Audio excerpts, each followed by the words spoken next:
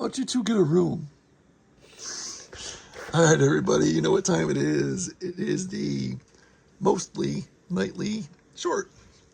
We are in Luke 16:17. And once again, we're banging on the same subjects. This one, it's either works or the law. So here we are again. This is just worded. I like to highlight this because it's worded a tad differently than it is in the other Gospels. And I'll just read it out. We'll dissect it a little bit, just a little. 16:17. And he's talking to his people around in groups, taught ones and other various people. And it is easier for the heaven and the earth to pass away than for one tittle of the Torah to fall. So the smallest bit of the Torah, the law, it's easier for heaven and earth to pass away. And the last time I checked, earth is still, I looked out the window a couple minutes ago, it's still here, and I've never been to heaven, but I'm assuming it's still there too, which means the Torah, the law, is still in play. No, it wasn't nailed to the cross. That was man's dogma, the Pharisees' word of mouth oral traditions, not the law. The law is still in play, and you should be doing it if you follow Yeshua. Remember, you're not a Christian, you're supposed to be a follower of Christ. Big difference in today's modern church. And before you say, well, there's 613, right? Usually I know this off the top. 614 laws. I thought it was 13. I'm brain farting. I don't know. Anyway, yes, you can't do all of those because we don't have a temple. I believe about a third of them, that gets rid of about a third of them because it has to do with animals and sacrifices and whatnot, ritual stuff. So, but still, the other ones, like, don't be digging a hole in your side yard and having your neighbor's donkey falling into it and then not paying your neighbor, okay? Okay.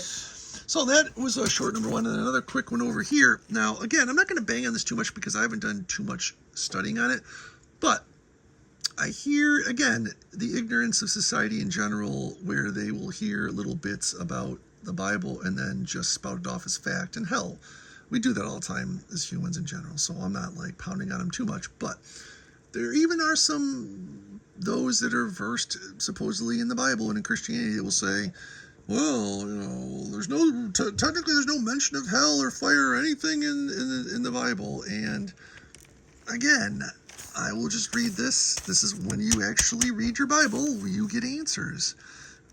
They're talking about when Eleazar died and was taken to heaven, and then the rich man died and was taken to Sheol. Sheol is the word for kind of hell back, in the Old Testament and in the New Testament too. So let's start over here. That's okay. Oh, and back about the law too, real quick. After it says it's easier for the earth and blah blah blah to pass away, meaning the Torah the law is still very much in play. I'd also like to put it. He also gives examples. He makes the law harder. Not only is it not put away, it's harder because before it said basically don't cheat on your wife, right? Thou shalt not covet thy neighbor's wife. Thou shalt not commit adultery. Now, Yeshua is like, whoa. If you even think about it, and it doesn't say it here, but in the other ones, this one, it means if you marry, this is about marriage and adultery. But if you read, he says, if you even think about basically sinning, it's breaking the law. So, yeah, there's no such thing as the laws went away. That's nonsense. The Lord's law. Elohim's law. So, and there was a certain beggar. But there was a certain rich man who used to dress in purple and fine linen and lived luxuriously every day. And there was a certain beggar named Eleazar, being covered in sores, who was placed at his gate, and longing to be fed with the crumbs which fell from the rich man's table. Indeed, even the dogs came and licked his sores. And it came to be that the beggar died and was carried by the messengers to the bosom of Abraham. And the rich man also died and was buried. And while suffering tortures in Sheol.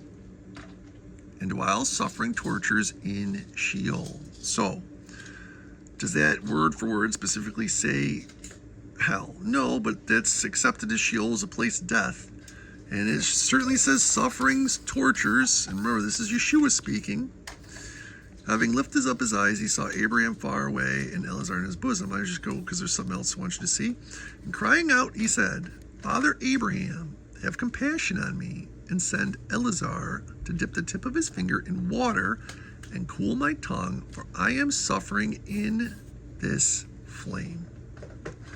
So again, I'm not going to pound on this like I do with people that, do the law and works and all that. But again, when you read the Bible, you can dispel the ignorance of modern society and the taught ignorance of 1 hour a week Christians. And I'm not saying that to put it's just a quick and easy summation of what a lot of them do. I'm not trying to, be a jerk.